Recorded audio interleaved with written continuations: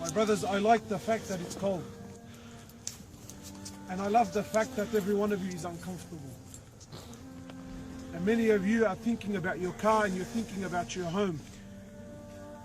You're thinking, get me out of here, let me get back into the car where there's some warmth. But when you look into this hole, you need to look into the real home.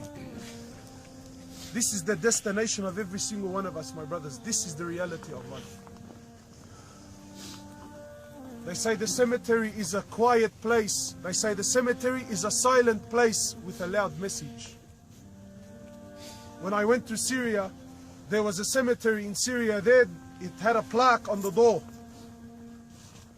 And the plaque read, "Do not be surprised by us," speaking on behalf of the dead. "Do not be surprised by us, for we were like you yesterday. And as for tomorrow, tomorrow you will be like us." When Uthman radiallahu ta'ala anhu, when he would come to the grave, he would cry excessively. He would cry like he doesn't cry to any other subject, to any other topic. So Sahaba would ask, "Oh Uthman, why do you cry like this when you come to the grave?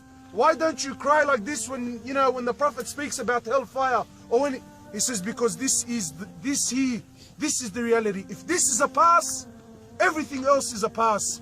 But if you fail here, my brothers, then I'm sorry to say everything after this is a failure. You're cold now, aren't you? You're uncomfortable now, aren't you? Imagine what it's like to be down there. Imagine what it's like to be down there, my brothers.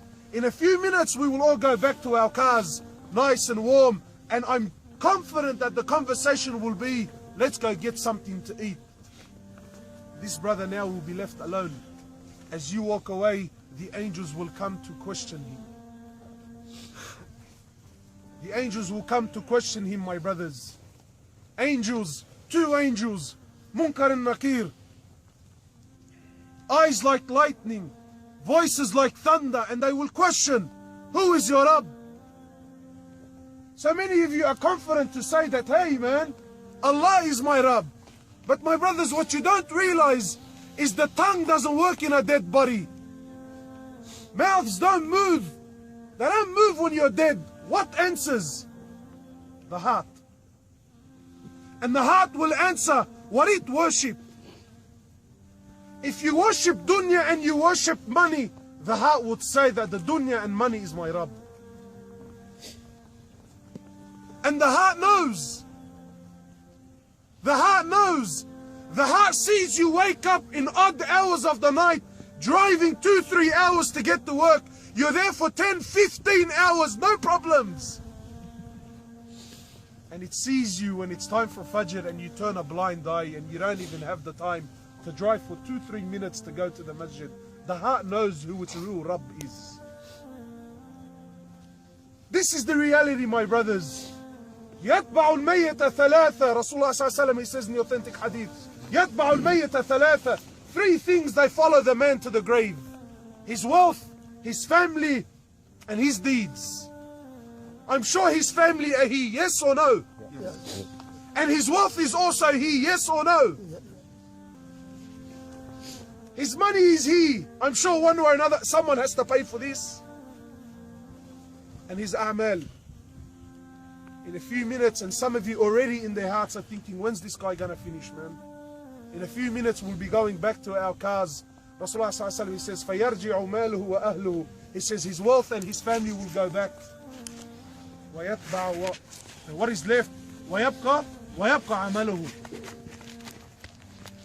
This is life, my brothers, here. Look, this is the truth. This is it. What value does your home have here? Where are your buddies now? Where are your girlfriends now? Where's your weed now? Where's your car, bro? Where is it now? Any one of these people, take them out of the ground and tell him, brother, you have one more day in dunya. How do you think you live it? My brothers, where are we going? Where? Why are you wasting your life? Why do we waste our life? I don't understand. Did you think this day was not coming, Yani?